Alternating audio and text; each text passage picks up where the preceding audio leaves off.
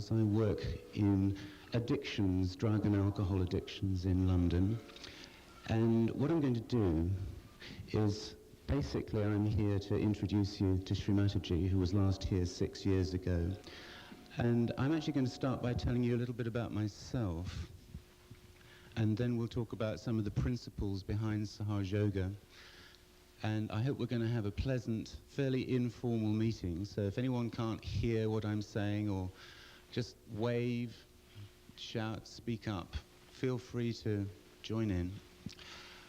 I'm now 40, and I'm now married with 5 children, and I live in London, and I work in a variety of hospitals in London, in central London. We have, as with most urban areas in the Western world, a fairly major problem, a diverse problem with drugs and alcohol. And I come from a background of having been a middle-class English schoolboy. My dad was in the Air Force, and we actually came to Vancouver during that period of time. And then I went back to England, went to Cambridge University and started to read medicine. And during that period of time, I got into taking various chemicals myself, and I was one of these people who, in 1967, was walking around with long hair, smoking a lot of dope, listening to Pink Floyd, and not actually doing very much work. And as that kind of continued, my actual problem with drugs continued. So I did actually qualify as a doctor. But in the mid-70s, I had a fairly major drug problem myself, and I had to stop working for a while, went into various kinds of rehab, various kinds of treatment, where I learned a great deal about myself, did lots of psychotherapy, etc., came out and basically understood myself as having been someone with a drug problem that was now finished, and I came out of treatment, got back into work, and then developed a gradual alcohol problem which kind of crept up on me a lot more insidiously than some of the drugs I'd been taking did, and wound up actually relapsing back to my drugs of choice and having an increasing primary problem with alcohol until 1979. I wound up in Thailand working with Cambodian, Kampuchean refugees, and it was a bit like MASH, and I'm sure there are people in the room who've had similar experiences. And what happened was we actually ended up getting attacked by Vietnamese troops on this border camp where we were working, and I had to go back to Geneva. And I arrived back in Europe, which I'd completely forgotten about, in a state of inverse culture shock. I've sort of arrived at these clean streets and clean cars and healthy-looking children and very well-dressed people walking around. I don't know if people know Geneva. People don't seem to smile very much, and they all get up and go to work, and it might have been a bit more reassuring if I'd gone to London, in fact. But there I was in Geneva, and I could suddenly see my own situation very clearly from an objective point of view. It was rather like coming back from the moon or coming back from the Vietnam War or something like that. And I knew I had to basically change my relationship with alcohol, change my relationship with chemicals, and start doing something that was actually moving in a direction that was entirely different. And I could see that, you know, alcohol and drugs had actually caused me huge problems for the best part of 15 years, and that my life had become very narrow. I was actually life was revolving around going to the bar, being with people who drank, doing things that involved feeling good now. And I went back to England and got involved in self-help groups. If there's any members of the press present, I'd appreciate that they wouldn't actually mention the names of these self-help groups. They have their own traditions. But I got involved in Alcoholics Anonymous, and at that time, Narcotics Anonymous, NA, was just starting in England. So I got very involved in that and have been quite visible in helping NA get off the ground in London, and now London has excellent NA.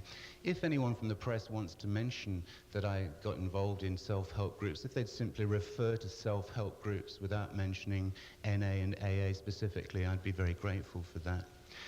And these organizations have a spiritual program, which not everybody goes along with or everybody pays attention to. But they do involve the idea of developing some kind of, first of all, clear understanding that one day at a time you don't drink and you don't take drugs. Just for today, we don't use. And then there are 12 steps that are available as a program of recovery. And these steps involve the understanding of a power greater than oneself, the concept of a higher power, the concept of God as you understand him, which is actually something that attracts a lot of people into these organizations. It's also something that puts a lot of people off, and it was actually something that put me right off, because you walk into these rooms where there are people sitting around smoking cigarettes, laughing and talking, and on the walls there are things like let go, let God, and easy does it, just for today. And the steps actually use the word God a great deal. And I was somebody who'd, had had a fairly difficult time, and I didn't have a lot of time for God in my life. But I found that as I got into recovery from my own addictions, the idea of trying to communicate with some force that was around, that in my case was to do with trying to tell the truth, trying to be honest, trying to see the good in people instead of sneering at them. I found that if I focused my attention on these kinds of things, I began to feel better about myself, and my recovery started, and I stayed very close to these self-help groups, which is something I still actually spend a fair amount of time being involved with now as a professional or referring patients, and I still attend the meetings. And around about year number 2, it was becoming quite important to me to try and understand a bit more about God, as I really didn't know much about at all. And I was entering a period of time when I was starting to explore, starting to seek, starting to look at different avenues that people went down. I really didn't know very much about Eastern religions. I wasn't at all well read in theology. I was thinking of having a look at the Catholic Church, because I'd been brought up in the Church of England, and I actually went back to church a few times, and for me it didn't really do very much for me. I found that as I got involved in or looked at religions that were organized, it didn't feel very wholesome to me, and I found myself not really knowing which direction to go in. So I was exploring and going to various meetings, rather like this one, and seeing if I could actually find something in my life that was real and something that I could actually communicate with and develop with. So I was fairly ripe for new experiences, particularly if they were wholesome experiences. And I tried a few things that I really didn't like the feel of, because they felt they were either expensive, or they felt too strange, or they just didn't feel right for me. And one day I met an Indian doctor in the same hospital, and he came for a short period of time, and we were having lunch together. He was obviously a very well-trained chap, and I had to introduce him to the hospital and explain his duties to him. And we were having lunch, and he told me that he'd actually met a teacher, a spiritual teacher, whom he'd been in India with, and he hadn't been working for a couple of years. He'd been in India meditating. And what he described was, when he met this lady, he had an experience that for him was something that changed his life. He met her in a room in London, and what he felt was a cool sensation coming up his spine and out of his head. And as this happened, he experienced a feeling of peace and of joy and of knowledge that was just something beyond anything he'd ever experienced before. And he explained that what had happened was that there is an energy that lies dormant within us, and this energy is referred to as the Kundalini. And he then went on to explain, using various Sanskrit terms, the fact that this lady whom he'd met, whose name is Srimataji Nirmala Devi, who'll be arriving shortly, was someone who had developed and perfected the technique of awakening this dormant energy. And it's actually something that various forms of meditation in the past have strived to attain, that people used to go and sit in the caves in the Himalayas, or they would do tapasya, or they would have a master and spend years and years of their lives meditating in order to achieve this state of realization or thoughtless awareness, which was actually related to this energy, the kundalini, coming up from the base of the spine and coming through the chakra system, which we'll talk about in a second, and coming out of the top of the head. And as it passed through this chakra here, which is known as the Agya chakra, which is where various races have a bindi or a tika actually on their head, it actually causes, as it rises through this chakra, a state of thoughtless awareness. And then as it continues to come out of the top of the head, one sometimes experiences the idea or the feeling, the sensation of a cool energy or cool breeze actually coming out of the top of the head. And I sat there eating my fish and chips, slightly wary of this gentleman.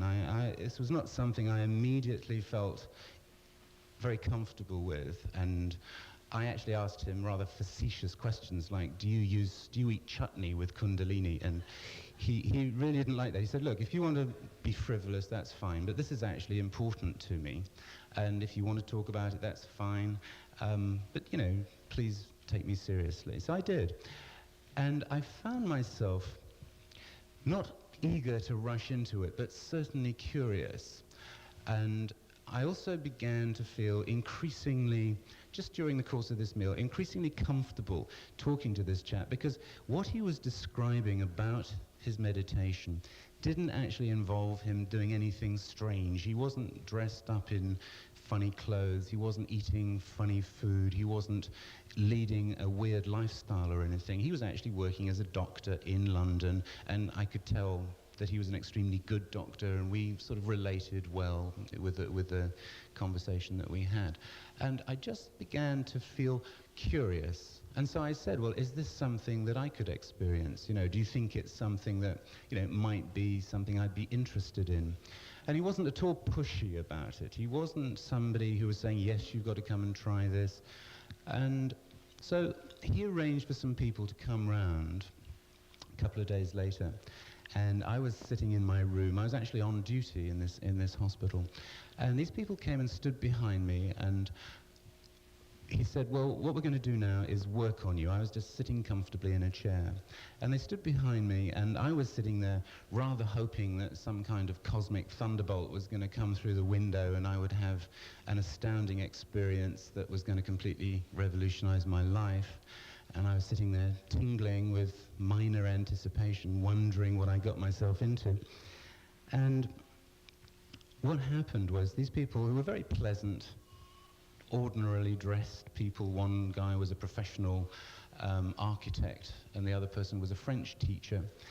And they stood behind me, and they were very reassuring and said, just relax and let us work on you. All you have to do is put your attention on the top of your head here and just sit there, hold your hands out, and let's see what happens. And so I did. And not a great deal happened in my case. And after about 15 minutes, while they stood behind me sort of moving their hands, I began to think, well, okay, so it was an interesting idea, but there's not very much here for me. And I began to feel a cool sensation in my feet, and I had my shoes off, and this sensation just crept up my legs, and it actually came up and stopped at the base of my spine. And they said, well, that's it.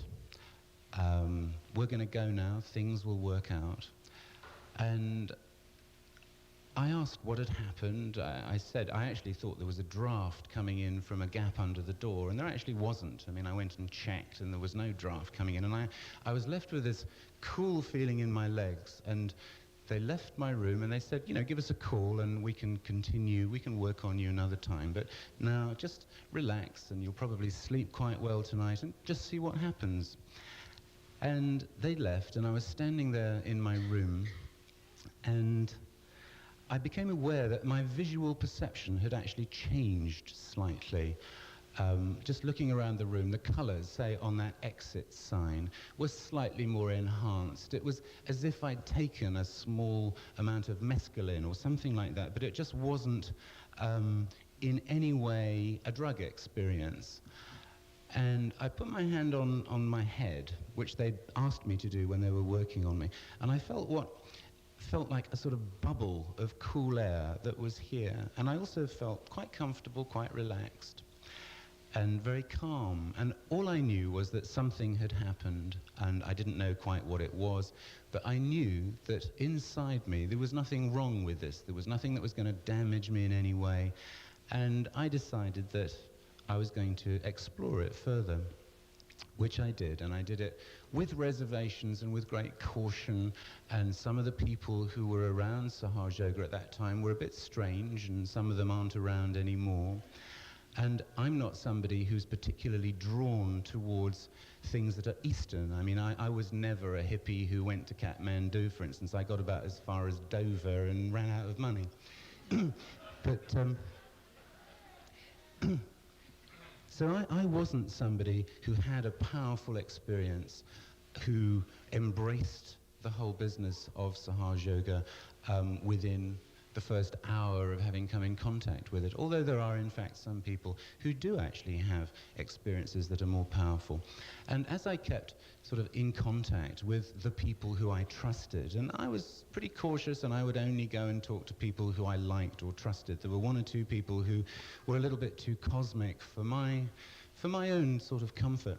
But they explained that because I had damaged my own subtle system by taking drugs and by various forms of Western behavior, such as smoking cigarettes, and the kind of behavior that goes with 15 years of drug and alcohol addiction, I gradually began to learn that inside is a subtle system that involves various forms of energy that physiologically we don't actually have a great deal of understanding about. And I could accept that. We don't know a great deal about various different forms of energy. I mean, the acupuncture meridians being one example. But within us, there are these 7 chakras, and I began to understand that this was absolute ancient history to various Indian religions, such as the Hindu religion, which have been aware of the chakra system for many, many centuries. And so at the base of the spine here is the Muladhara chakra. And the Kundalini is situated in the triangular bone at the base of the spine, and it's in 3 coils like this. And as it becomes awakened, it actually passes up a central channel known as the Sushumna. It actually goes down the aqueduct of the spinal cord. And depending on the state of our chakras, and as people told me in fairly no uncertain terms, my own chakra system was fairly caught up, fairly damaged. If people's chakra systems are clear, the Kundalini can pass straight up, unhindered, up this path. And as it passes, as I said, through this Agya chakra here, one enters spontaneously into a form of consciousness that is actually a state of awareness that involves just being there, but thoughts disappear. It's a state of thoughtless awareness. And I found that as I tried meditating and as I practiced some of the techniques that are available, and they're very simple techniques, such as actually putting one's feet in a bowl of hot salt water, that helps to actually unblock some of these energy centers that might be caught up. And I found that as I practiced doing this, every morning the meditation actually started to become an important part of my day. And whilst I didn't go personally into any great realms of amazing insight or God knowledge initially, I felt comfortable and calm, and I actually started the day in a state of being balanced. And that was some 8 years ago now. And I'm now aware of Sahaj Yoga as a spontaneous form of energy awakening that actually brings the body into balance. and it's available for those of us who wish to make use of it. And my own relationship with Sahaj Yoga became increasingly enthusiastic. After several months of extreme caution, I actually relaxed about it, and I discovered that it wasn't something that was going to harm me, and that the people involved were doing very normal things, having very normal lives, living in the Western world, etc. But what I found was it was an extremely powerful source of comfort and relaxation, and I began, as I gradually began to meet and listen to Sri Mataji and listen to her talks and watch her videos, I began to get an understanding of God as I'd never previously understood him. And Sri Mataji doesn't talk about specific religions. The ways in which she describes religious matters or theological matters embraces a whole range of different religions. And she has described how once the energy is awakened and comes up the central channel, it puts the right side of the body, and one can get terribly technical about all this, and there are various Sanskrit terms for all of these different centers. I suggest I don't do that, but there will be some literature available outside. So, ladies and gentlemen, could I introduce to you Sri Mataji Nirmala Devi?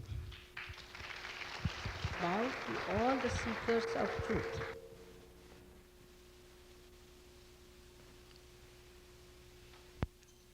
I'm thankful to Dr. Wells for explaining how Sahaj Yoga helps the drug problem.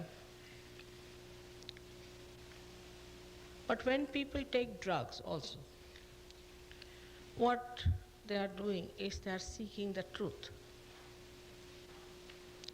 Drug is something which is not mundane.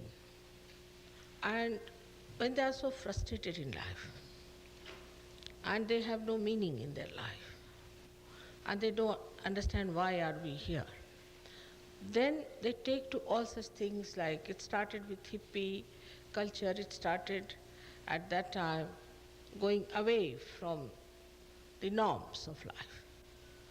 And then they took to this kind of running away, escape from reality. Because reality to them is very frustrating, depressive. So I don't blame them also for this, that they have taken to drugs one after another.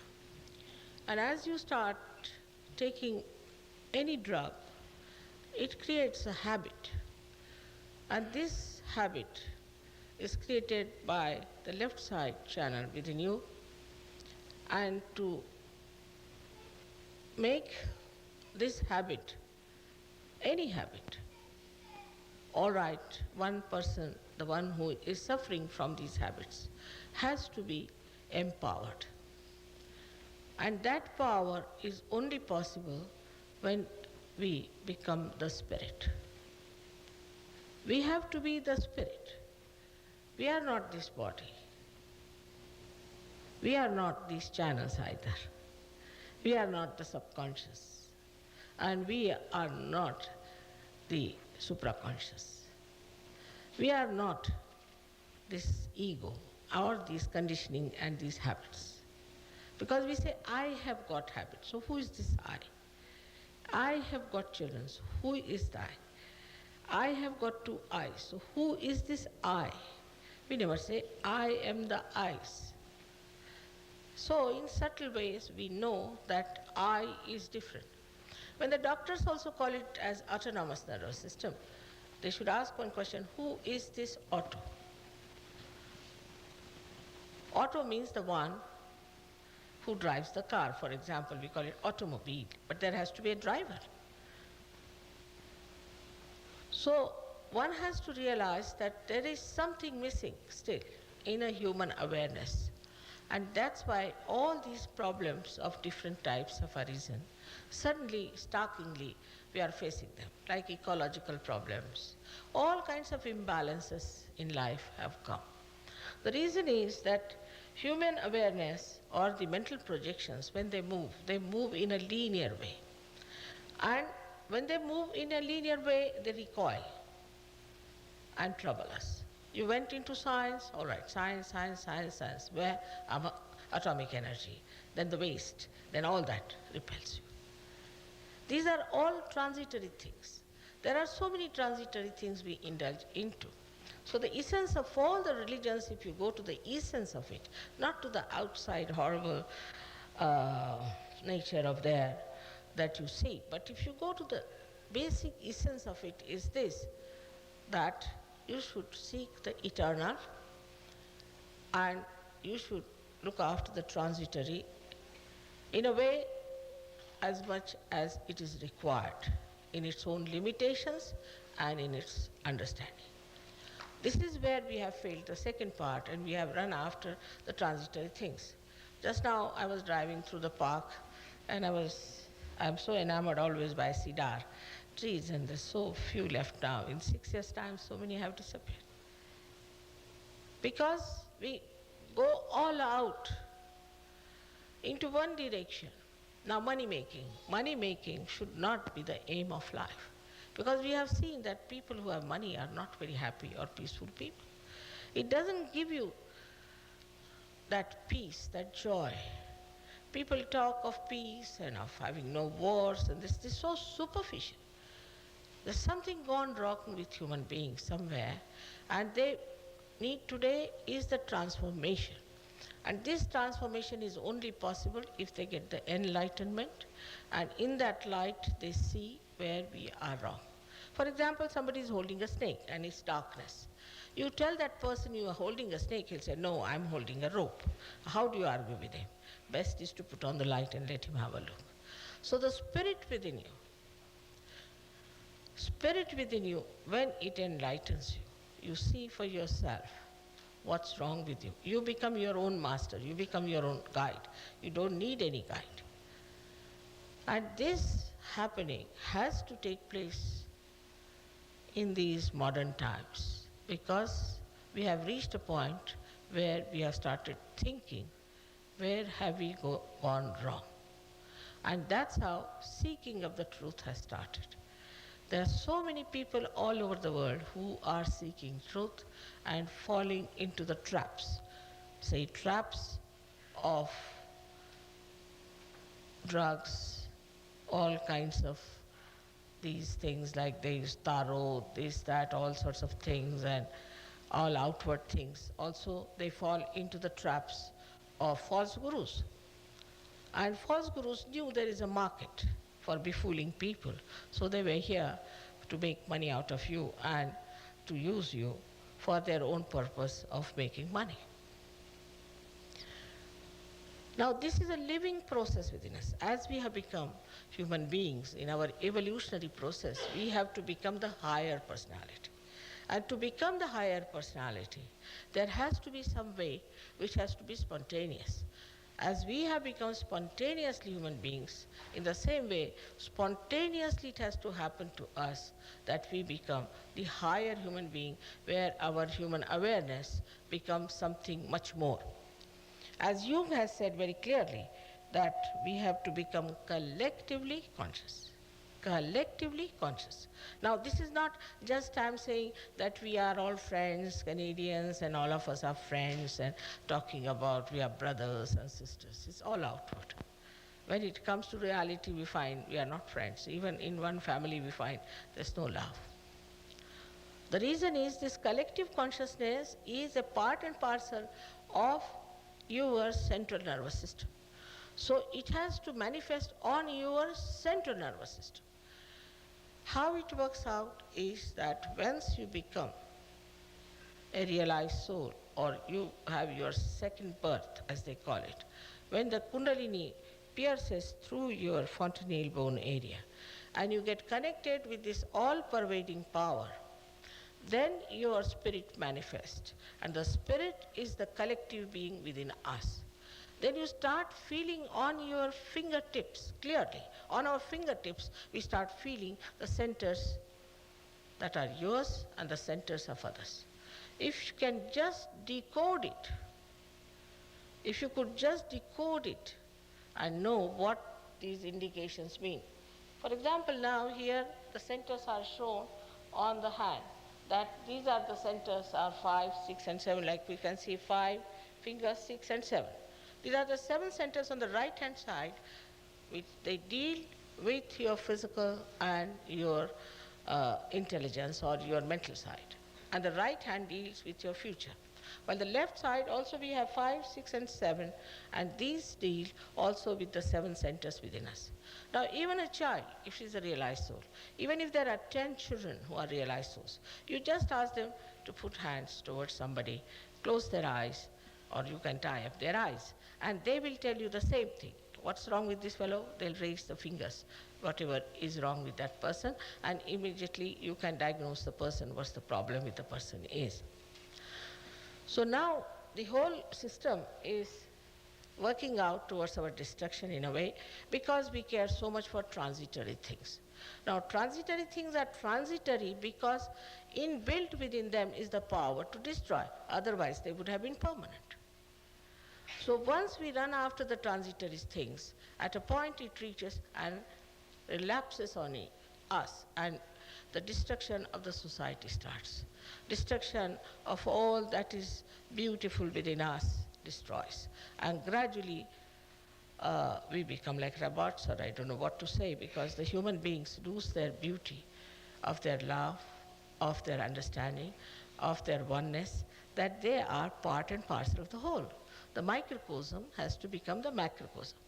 All these things are achieved only by this connection of the Kundalini with the all-pervading power. For example, now I'm speaking on this instrument, it's a simple thing, but unless and until it is connected to the mains, it has no meaning. In the same way, unless and until we are connected to the mains, our life has no meaning. We cannot understand absolute truth. We live in a relative world.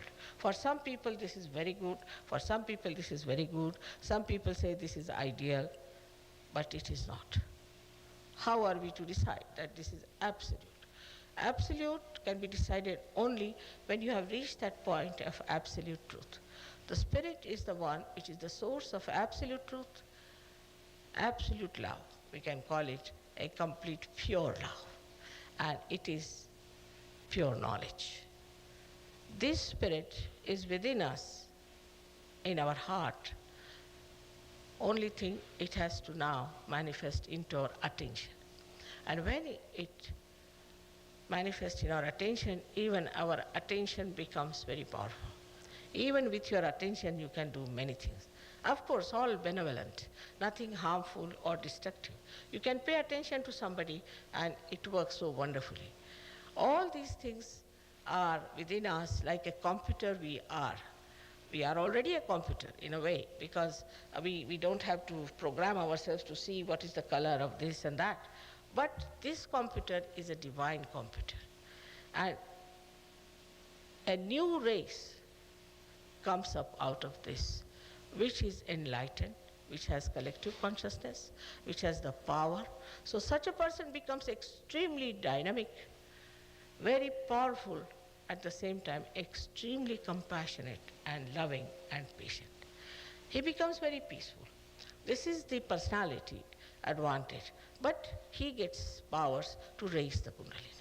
He can raise the Kundalini of others, like one light which is enlightened can enlighten another light.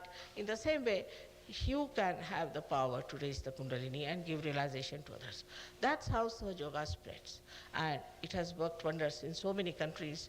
Now we have Sahaja Yoga working in 35 countries. In Turkey I went and I was amazed. In a Muslim country, everybody warned me, Mother, you are going to a Muslim country. They turned out to be the best Sahaja Yogis. Such wonderful people they were, because they are fed up of fundamentalism. They are fed up of all kinds of nonsensical ideas that are coming from the West, also from the East, and they are just there. That is the best country I found in the whole of Europe, which has worked out Sahaja Yoga. So we have to now understand that we have not yet solved our problems. And if we have to solve our problems, we have to become the spirit. For this you cannot pay. What can you pay for a living process? Supposing you have to sprout a seed, what do we pay to the Mother Earth? She doesn't understand money. First thing you must know, you cannot pay for it. And if anybody says that you have to pay, then no, it's all falsehood. It's some sort of a black magic, that they put some sort of a spirit in you and you feel some sort of a feeling, and that passes out. It doesn't give you any powers. It has to give you the power of raising the Kundalini of others and giving them realization. Now, doctor has been with me, I don't know for how many years. When did you come, doctor? Huh? 8 years. And he is now an expert on Sahaja Yoga. We have so many experts here also in Vancouver. Luckily we have some, but very deep Sahaja Yogis, very good Sahaja Yogis. They know such a lot about it. Now to give lecture on Sahaja Yoga, I mean, there's no end to it. I must have talked about it in thousands and thousands of lectures, only in English language.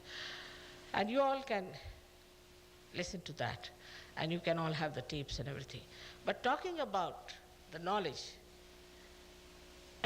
is like talking about the electricity, the history of electricity, instead of just switching off, switching on.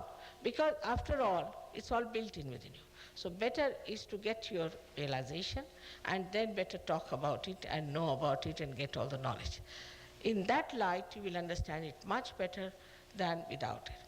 Now here, as I told you, that it is your own power. This Kundalini is your own power, which is there in 3.5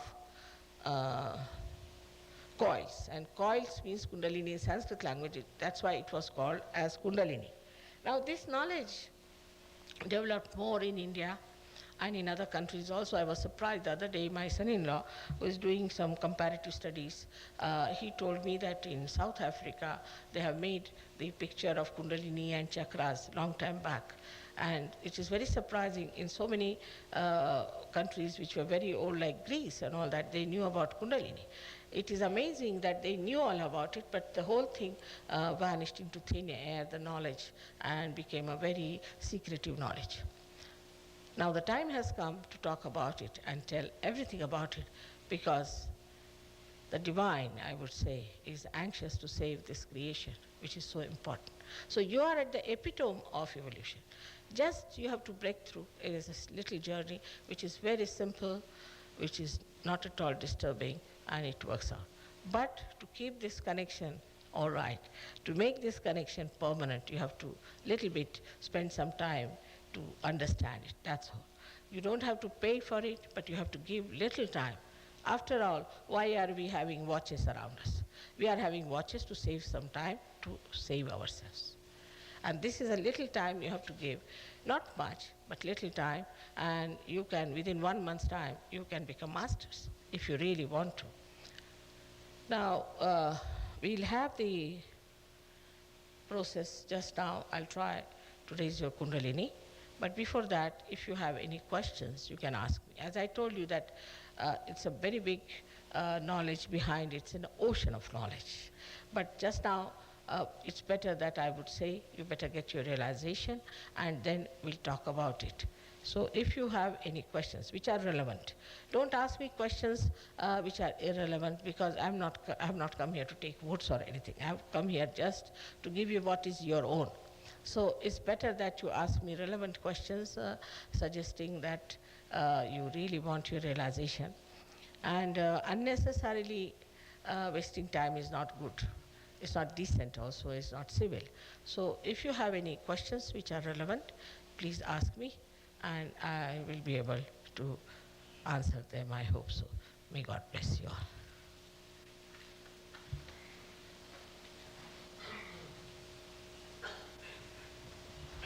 We have to understand that all these centers are made of elements, the elements that are there.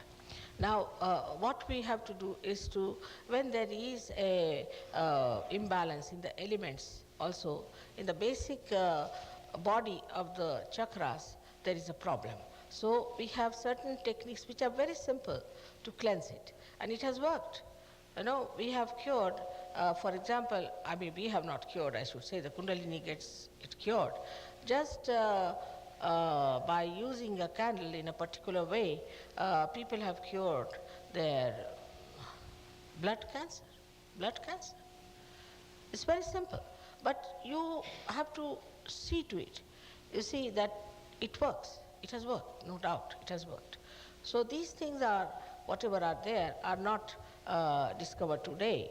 They have been told long time back. But people used to think that, you see, now as West has made money, let us also make money. So India's whole attention, thanks to British also, was put on to politics and economics more, and they are very bad at both.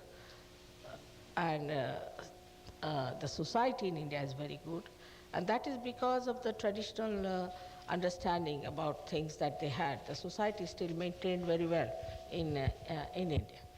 But these things are not Indian, these things are not, these techniques are not. Some of them I have devised myself because with experience, you see, because now I have been doing this work for the last 19 years. And when I saw people coming to me and having problems, this, that, then I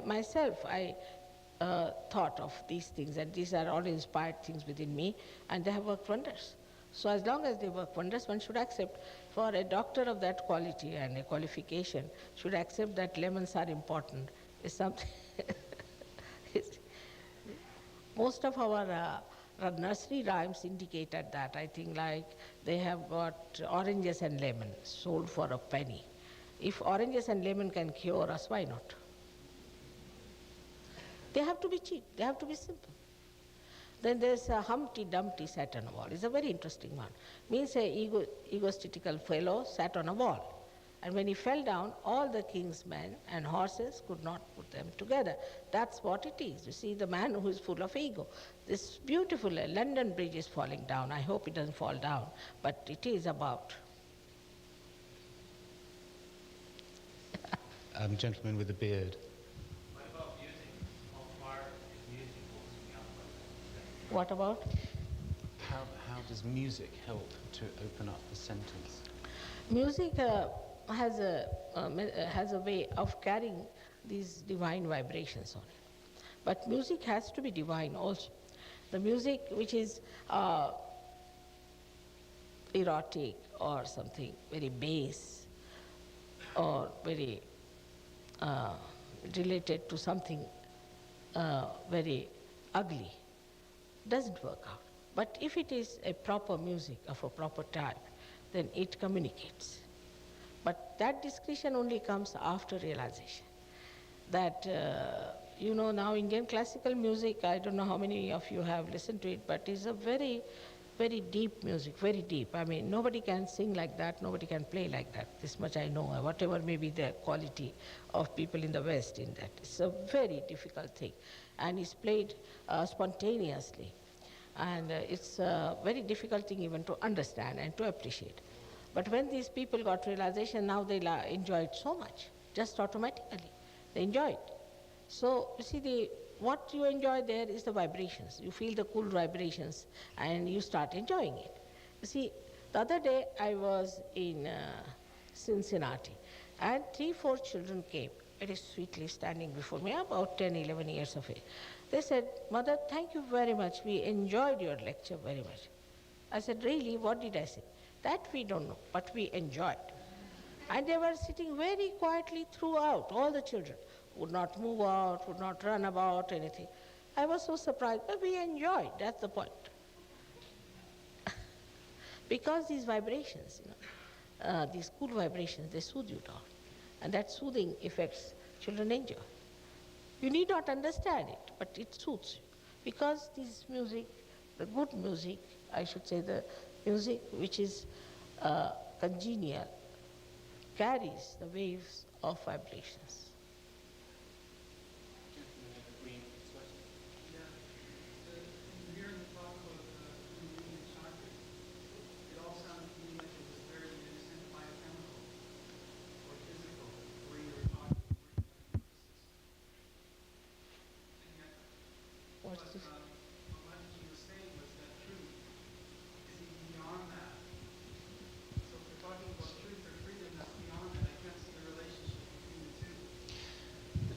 Gave was very physical and biochemical. and the gentleman is saying that what you were saying sounded as though it moves beyond that. Of course, it is beyond. It is electromagnetic, first of all. The one power is electromagnetic, which is the right side. It is the electromagnetic power within you. Then it is the power of emotions, which you cannot record. You can say that. Or the power of love, divine love. We do not understand divine love, but after realization you will understand it very clearly, how it works, how it saves you, how it protects you, how it takes you to the right place. I mean, you're enamored and you think how much we are cared for. So that power is there. Then another power is of redemption, by which you have become human beings, by which you become higher. So these are there, plus the knowledge. So this power comforts you, counsels you, and redeems you. So this power cannot be sort of measured in electromagnetic language. But it can be measured in the way that supposing somebody is having a heart attack and a person who is a realized soul puts a hand on the heart can get absolutely normal state. So this is how you can make out from the effects of it. But it is all put together in totality. It's much beyond, it is spiritual. Gentleman in the red shirt. Does the recitation of any mantra or particular mantra help in awakening? All right, now there is no mantra needed, nothing is needed because it's a science. It's a science. Supposing one center is catching. On that center, if the Kundalini stops, then you have to say a mantra, but not chanting actually, you should know what to say there, and it rises. Which you will, just now I will show you how, even your confident uttering something, how it helps. So it is a very scientific thing, it is not like mad, go on chanting something. It's absolutely like that. If you go on chanting, it will be even more dangerous. I've seen people who chant, say, Om Namah Shivaya. They always get a massive heart attacks. Why? Shiva is in the heart. Why should they get massive heart attacks? Beg pardon? They get a massive what? Heart attacks. Why? Because, you see, you are not yet connected with Shiva. You are not in a protocol, you should be connected. Supposing you have a prime minister here and you go on calling his name, you will be arrested. You have no right. First, the connection must be established, then you should know what chakra is catching. Accordingly, you should say. Like while we are coming, say, on the way, there is a place where you have to say a password, and you are saying a password of something else. Will they allow you to pass? So let the Kundalini move. And when it moves, it works out, and you have to only discover what's wrong with you. Only thing you have to know how to correct that. It's just going down. Can you put it proper? It's just moving down. I think you can push it here. It's little going down, I think, all the time. Fix it up a little. All right. No, it's all right.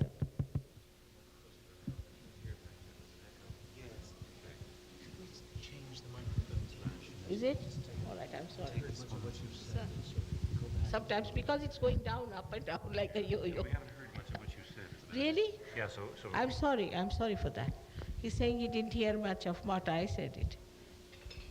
The main thing is, Kundalini must come up. Even if you don't understand me, doesn't matter, but main thing is that you must achieve your realization. Yes, please.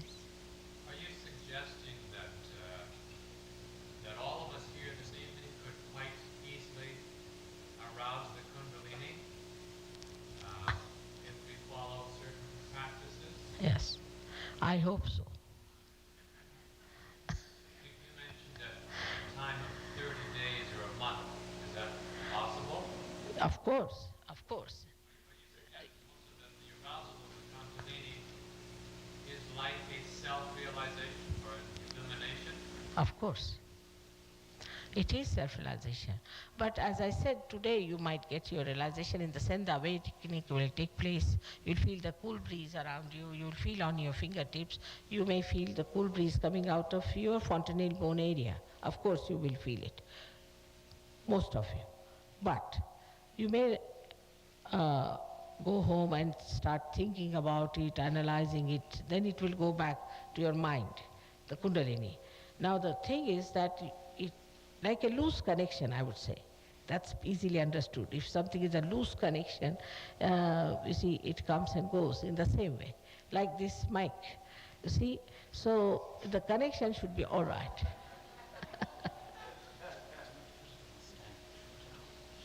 Yeah, it's all right now. I can do it. It's all right. It's better. This way is definite. Yes, sir. I would like to know whether devotion to a spiritual master like yourself is going to help in this process or not. You see, the devotion part is not. It's more mental before you are realized. Is not what is a blind faith. Now, if you have blind faith in me, it's of no use. I haven't done anything for you. Only thing, like a scientist, you must keep your mind open. It should be that you have your mind open and you see what happens to you. You should not oppose it. Allow it to work out. But to be devoted to someone is blind. Later on, then gradually you will understand what is devotion is, to whom you should be devoted, and the whole discretion will dawn upon you. So just now, for the time being, let's have our self-realization, and then we'll see in that light. Before that, whatever devotion we have is all blind.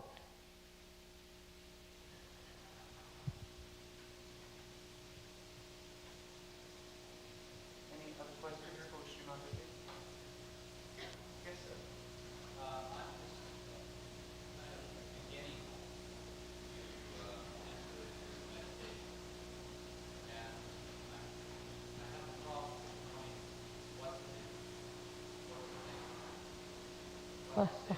What is it?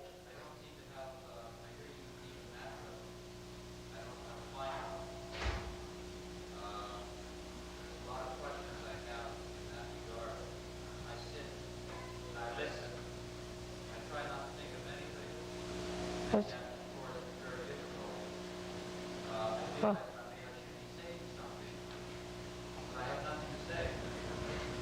He said that he's entering, Huh? he's learning how to meditate, but he doesn't know what to do.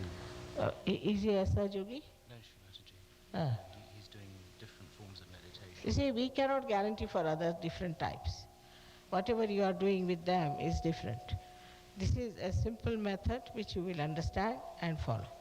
Because I do not want to get into any controversies, but so far I haven't seen anybody who gives self-realization and can give you the power to give realization to others and to understand. So as far as other meditations are concerned, I'm sorry, I won't be able to help you. But if you want to take to Sahaja Yoga, you should take. But maybe some of the meditations do harm people. Their kundalinis do not rise. They have problems. So there is always so. I have seen it very often in my experience. So I must tell you very frankly that this is where you don't do meditation, you are in meditation.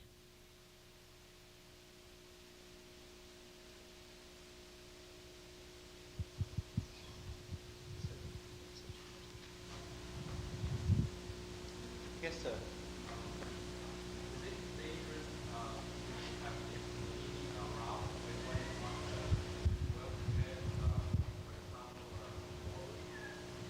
For example, morally. So the question is, Shrimataji, is it dangerous to have the Kundalini aroused when one is not prepared, for example, morally? It won't rise. No question, there's no danger at all. She's your mother. She's your individual mother. And it's an energy of pure desire within you. She knows everything about you. It's like a tape recorder. It has taped you from ages. And she knows what's wrong with you, what you want, what you don't want, what sort of a person you are. Everything she knows. If you don't want anything, it cannot be done. I have to respect your freedom. Only in your freedom and glory only you can get it. It cannot be done forcibly. Not possible. Can you force a seed to sprout? If it is worthy of sprouting, then only sprouts. If there's a stone, it won't sprout, isn't it? Whatever you may try. Yes, please. So does that mean that even for somebody, let's say immoral person, right, who has this kundalini aroused, would he change overnight into a decent person? Now, you see, after all, you see, we should not judge ourselves so much. We are not gods. We are human beings. And if we have done mistakes, it is the divine which is anxious to give you realization. Doesn't matter. Forget the past. The first condition of your realization is that you are not to feel guilty about anything whatsoever.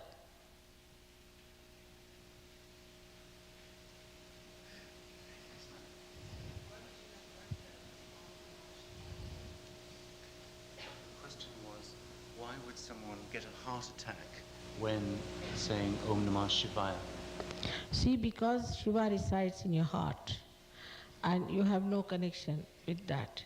I mean, you don't have any connection and you go on reciting his name, ultimately Shiva gets angry with you and you get a heart attack.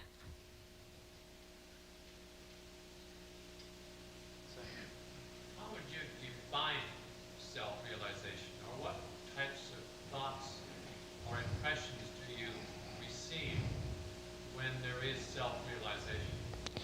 When there is self-realization, the first thing you feel is the cool breeze on your fingertips and the cool breeze of the Holy Ghost.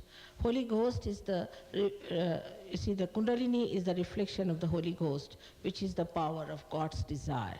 And when you start feeling the cool breeze coming out of your head, and you also start feeling the cool breeze on your fingertips. This is the first thing that happens to you. You see it. For the first time, you feel this subtle energy, which is the living energy, which we call as the all-pervading power of God's love, or we call it as Brahma Chaitanya. You can call it as Ruh. Anyway, it is that energy which looks after all living process. For example, these flowers are created. We take it for granted. It's a miracle. In a rose bush you get this flower, in another bush you get another flower. What a choice, what a tremendous work. In ourselves also, when we eat the food, the digestion starts, everything, we take everything for granted. So all this living work is done by that subtle energy, and for the first time you start feeling that subtle energy. So this is what happens, and then when you start using it, you are amazed that how this self-realization helps you, because it also tells you about your own centers, what's wrong with you and how you should correct it. If you are spiritually something wrong or something physically wrong, mentally wrong, anyway, it corrects. Apart from that, then you know about others also, what's wrong with them, and you start helping them out, because it becomes very easy to find out and how to rectify it. Then you start thinking about your society. What's wrong with your society? What's wrong with your country? What's wrong with the whole universe? And that's how it starts moving in a collective understanding as how we can correct it, because you develop a complete balance within yourself. And this balance is developed in many people, starts telling them how far to go with transitory things, how to rectify all these impending problems on us. Apart from that, self-realization gives you so many powers that in one lecture I may not be able to tell you all that. But simple as that, now for supposing we experimented on, say, agriculture. I was amazed that I created a flower, sunflower, many of them, the size was about 2 diameters. And the university people from the agricultural college. They came down to see and they were amazed how I could make so well without using any hybrid seeds. Ordinary seeds I used. And the same thing with vibrations. We could produce flowers which can only be produced, say, in England or other places in India. And once we tried about 60 kilos of rice, which is a special type called basmati, which never grows in that area. And I said, all right, let me try in about an acre's land. And we created 270 kilos of rice out of that. It was so amazing. I mean, they could not believe it. Where did you grow this? Beg pardon? Where did you grow basmati rice? In Pune, in my house. I have agricultural land where. And the agriculturist came and saw, the scientist came and saw, and they were surprised at the whole thing. So you can work it out this way. For example, now here we see so many trees dying out. You can save them. There was another scientist we have got in Austria, who was an advisor for agriculture for UN, and he has found out that he was given a job to save the trees which were dying out of this acid rain, and he tried Sahaja Yoga treatment on those trees, and he said that he could not save the trees which were beyond 60 years, but all others gave up. And then again he went there. After 6 months he saw they were all nicely there. So it works on agriculture. It works on health. In Delhi University there are 3 doctors who have got their MDs doing research on Sahaja Yoga. On 3 subjects they did it. One is the physical abilities and physical health. Second one was on epilepsy, and third was on psychosomatic diseases. But our accent is not on curing people or anything, because it automatically you get cured. The main accent is on self-realization, because as a result of self-realization you get cured. So the accent is not on curing people, so people start bringing, this one is sick, that one is sick. That's not the point. Mostly if you really want to cure people, then best thing is to give them realization, so that they know how to cure themselves. Once you have achieved self-realization, what's left that you have to do every day without, or is it achievement that stays with you forever? See, once you become an expert on self-realization, then it's like when you have enlightened the light, what does it do? It gives light. So you start giving light to others. Automatically, where there are realized souls, you see, things start working out, clearing out, and so many things work out automatically. Also because they emit vibrations, they become like channels of this divine power. But apart from that, they become active, and they enjoy giving realization to others. And life has a meaning, you see. You start thinking there's a meaning to your life. Tremendous meaning. It's God's work. So you could take anyone and teach them whatever it is that you have to teach them within a short period of time, and they will all have self-realization. Of course. But how many would come? See now, how many have come today? Such a big place is this one. How many have come? They say now in Bombay we get about 12,000 people. I have to book a football grounds for them. And in Delhi we get 15,000. So gradually it depends on, because people are enamored by artificial things and wrong things. It's a testing ground. It's like a last judgment, I think. The way people take to God's work and people take to wrong things sometimes, and it's difficult to correct them, but everybody can get corrected. So far, everybody is. Many of us here in the West are skeptics, perhaps. I speak for myself a Yeah. little bit, because They are, I know them. we have heard so many wonderful stories about realization through meditation and through many other practices. Yeah. And yet we see these people that have practiced these meditations for years and these different exercises, and they don't appear to have attain any level of self-realization. So Yes, with respect and anticipation that indeed what you are saying is true. I assure you, today you will get your realization. All right? But You see, also we must give time and pay attention to it. We must respect our self-realization. I don't know who were the people who talked of self-realization, like there was one on the Kriya Yoga, they did it, horrible things, they were absolutely, and I'm ashamed of it, the way these Indians came here to make money, made fools out of so many good people, misled so many beautiful souls. I'm really ashamed of them. And it is, the way they have been going about is absolutely wrong. I agree with you, absolutely wrong. And this is what it is, that because you never knew about these things, you didn't know what was a real master or anything, and they misled you. I agree with you. But it's not so. It's not so. Because all these people have been talking like this, even this Yogananda's, this thing, I saw people had cut their thread of the tongue, and the tongue was wagging just like a dog. They were doctors, engineers, and I asked them what happened. They wrote it in that we have been to this gentleman for self-realization. Now, Kriya Yoga means you have to do something. Kriya means to do something. Sahaja Yoga is not to do anything, so a Kriya Yoga. So what they told that when the Kundalini rises, you get a sort of a action within yourself which is called as Kechari, means your tongue is little bit pulled inside. But in Sahaja Yoga you won't feel anything of the kind. Of course it is. Naturally if the machinery starts moving, something happens within, but you don't feel anything. So for that they asked them to cut their tongues and put them back. Now this is like without starting the car, if you start moving the wheel, will the car move? You have to start the car first of all. Then you will know what's wrong with it.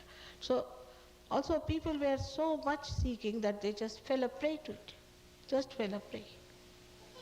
I agree with you that and it has happened. But in Sahaja Yoga you can see for yourself and nothing to lose. I don't know whether you wish to answer more questions. I think we should stop it here and let's have realization. So it's not more doubting, but it's more doubting yourself whether you'll get it or not is wrong idea. You all are going to get it, no doubt. And you, first of all, have to know that you should not feel guilty. First condition of mind is that you should not feel guilty, nor you should count your sins and your mistakes. And second is, think of the present and forget the past and forgive everyone. That seems to be difficult. But if you reason it out logically, what do we do? If we do not forgive anyone, it's a myth, whether we forgive or we don't forgive. We don't do anything. It's a mental just idea that we don't forgive someone. We don't do anything logically. But if we do not forgive, then we play into wrong hands. So I would request you again and again, because my experience in the West is that on this point of Agya, which is the cross of Christ, which is his center, they stop.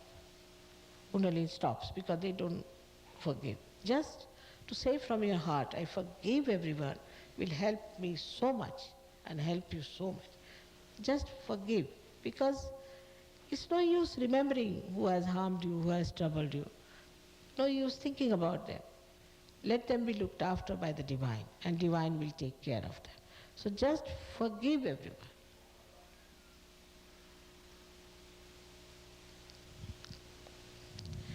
All right? With these two conditions, we start our program now. First, I would request you, a very simple thing is to take out our shoes, because this Mother Earth helps us a lot to take out our problems.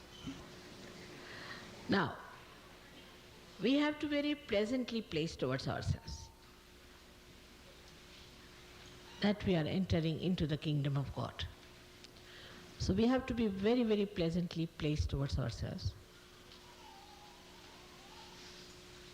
After all, we are human beings at the epitome of evolution.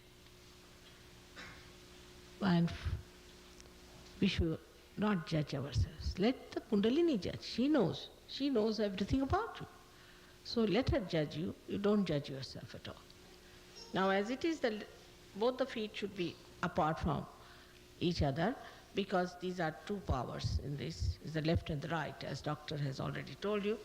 Left hand, you have to put it towards me, which is symbolically saying that you want your self-realization, because this is the power of desire. So you put the left hand towards me. Now the right hand is to be used. Doctor is showing that. Right hand is to be used for giving support to your centers, and also will help you later on how to raise your Kundalini yourself if the connection is low. So I'm just telling you how to do it. It's very simple. Now, so put left hand towards me, and now right hand on your heart. Right hand on your heart. In the heart resides the spirit. So you put your right hand on your heart first. Then if you become the spirit, then you are your guide. You are your master. You are your own guru. You don't need anyone to guide you.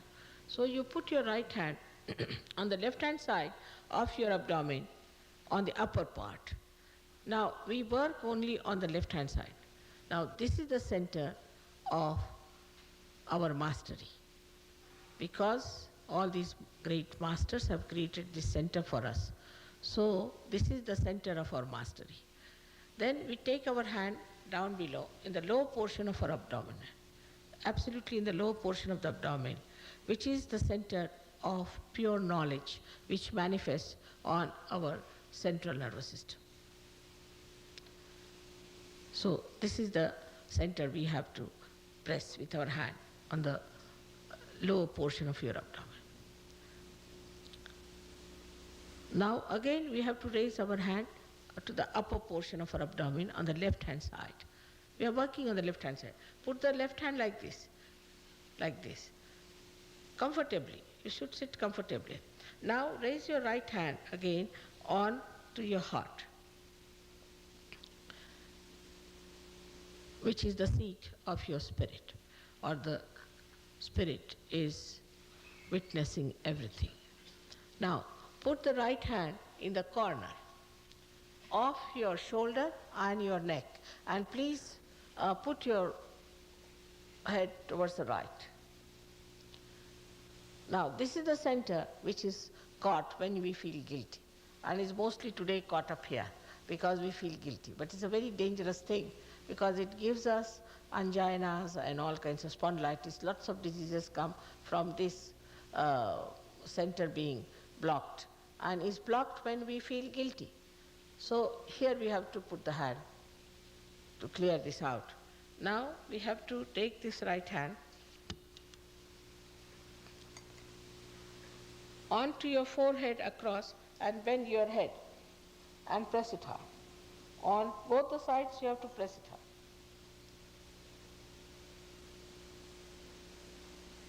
This is the center of forgiveness. You have to forgive.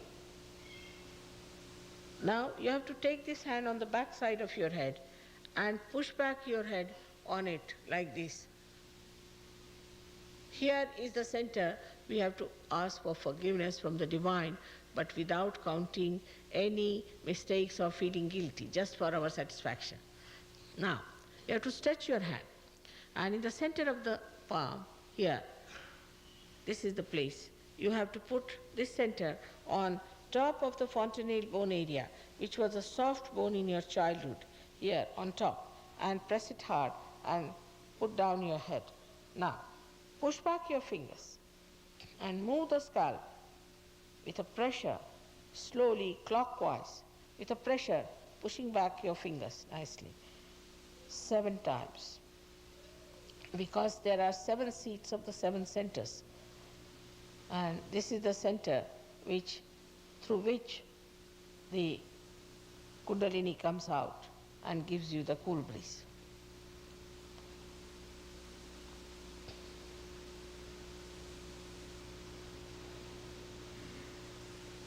No. That's all you have to do. It's not much. Now we have to close our eyes. You can take out your spectacles also, because it may help your eyesight. You have to keep your eyes completely shut and should not open till I tell you to open it, because our attention is drawn inside. You will not feel anything funny, nothing will go wrong with you. Only thing, you may feel a little hot air coming out of your head instead of cool to begin with. Maybe in your hands also you'll feel a little hot, depending on the heat if you have in your body has to get out first. So the heat will be thrown out first and then you'll feel the cool breeze. So now please keep your eyes shut, both legs apart from each other, and put the left hand towards me like this, and the right hand we have to use now. So put the right hand on the heart. Now here, you have to ask a question like to a computer. You can call me Shri Mataji if possible, or Mother, whatever you like. Mother, am I the spirit? Ask this question in your heart 3 times. Mother, am I the spirit? Ask this question 3 times in your heart.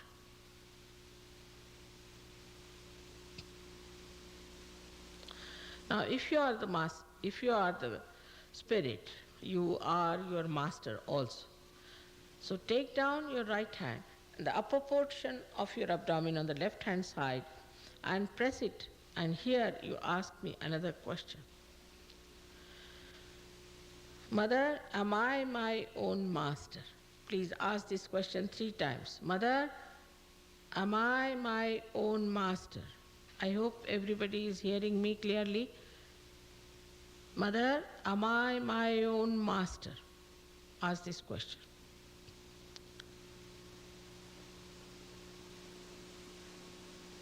Now take down your hand on the low portion of your abdomen.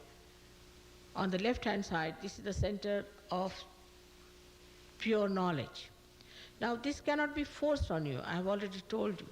I have to respect your freedom. I cannot just say that you will have your pure knowledge. You have to ask for it. So you have to say, Mother, please give me pure knowledge. Say it 6 times, because this center has got 6 petals. Please say it 6 times. Mother, please give me pure knowledge. This knowledge manifests on your central nervous system. Knowledge of the divine laws.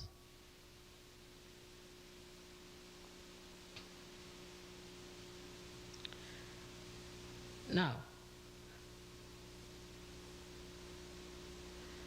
raise your hand in the upper portion of your abdomen on the left hand side, which is the center of your mastery. As you have asked for pure knowledge, the Kundalini has started moving. So we have to now open our upper centers by helping them. Here with full confidence. You have to say 10 times with full confidence in yourself. Mother, I am my own master. Please say it with full confidence.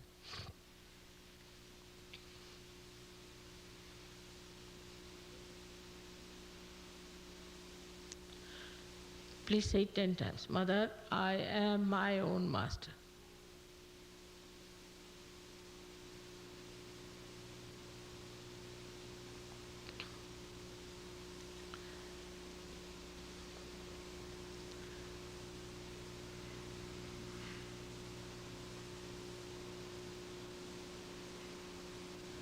Now you have to know that you are not this body. You are not this intellect. You are not this mind. You are not these emotions. You are not your conditionings and you are not your ego. You are pure spirit. So please raise your right hand to your heart, and with full confidence you have to say 12 times. 12 times you have to say with full confidence, Mother, I am the spirit.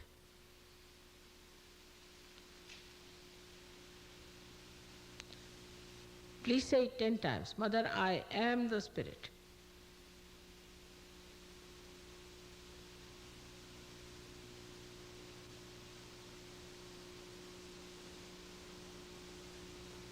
Right. Now, take your hand in the corner of, take your right hand in the corner of your neck and your shoulder and push it as far back as you can take it. Here, you have to turn your head to your right. And with full confidence, you have to say 16 times, Mother, I am not guilty. Please say it 16 times. Mother, I am not guilty. I am not guilty at all. Please say it 16 times. Do not doubt yourself at all. Please say it. Please say it.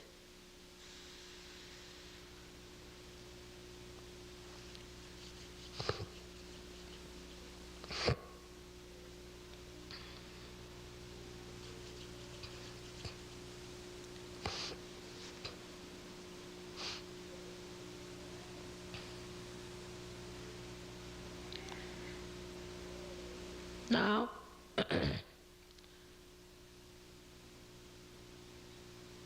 as I told you, that there is a myth that we do not forgive. And whether we forgive or whether we do not forgive, it's all a myth. We don't do anything. So please, raise your right hand to your forehead across, bend your head and press it on both the sides and say it from your heart, not how many times, but from your heart. Please say, Mother, I forgive everyone. I request you all, please say this from your heart.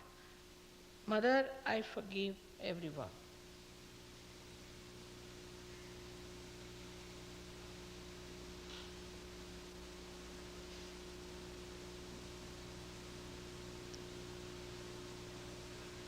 Now take back your hand on the back side of your head and push back your head, absolutely resting on this hand. Here you have to say for your own satisfaction, O Divine, if I have done anything wrong, please forgive me. But don't count your mistakes. Don't think what wrong you have done, how guilty you are. Please, just for your own satisfaction, say that.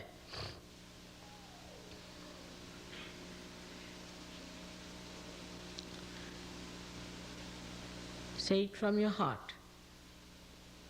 Now, you stretch your right hand.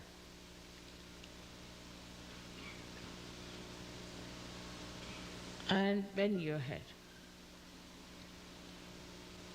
And put the center of your palm onto the fontanelle bone area. The bone which was soft when you were a child, press it hard. Push back your fingers. Really, this is very important. Push back your fingers and move your scalp gradually clockwise 7 times. Here again, I cannot force self-realization on you. It cannot be done. I have to respect your freedom for your ultimate freedom.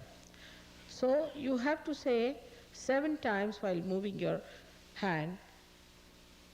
You have to say 7 times, Mother, please give me my self-realization, because I cannot force you. You have to ask for it. Say it about 7 times.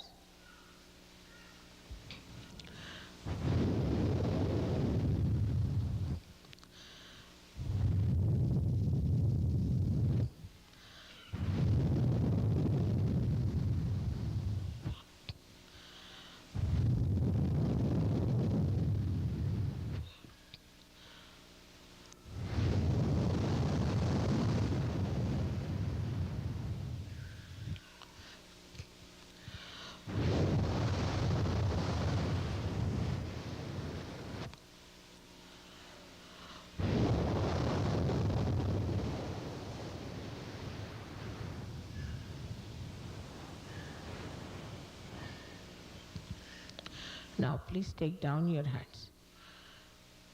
Please open your eyes and put both the hands towards me like this.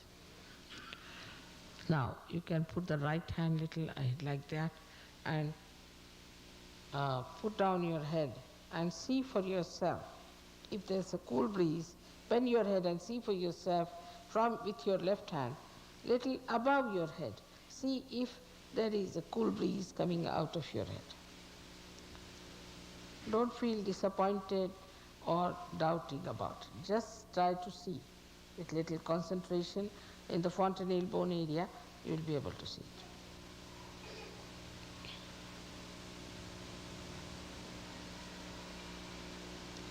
Now, please put left hand towards me now. Bend down your head again. And see for yourself if there's a cool breeze coming out of your head. You have to certify yourself. Just see. Bend your head. Don't doubt it.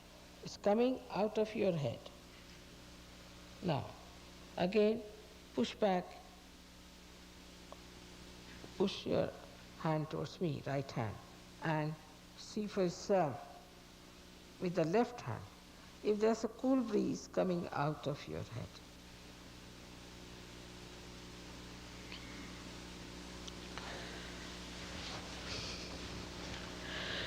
Now,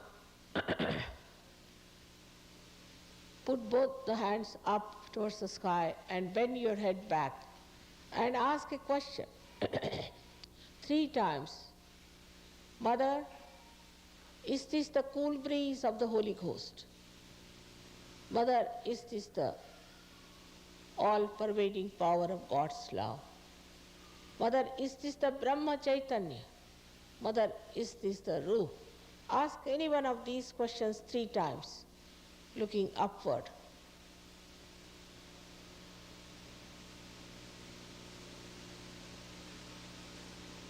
Now take down your hands, please.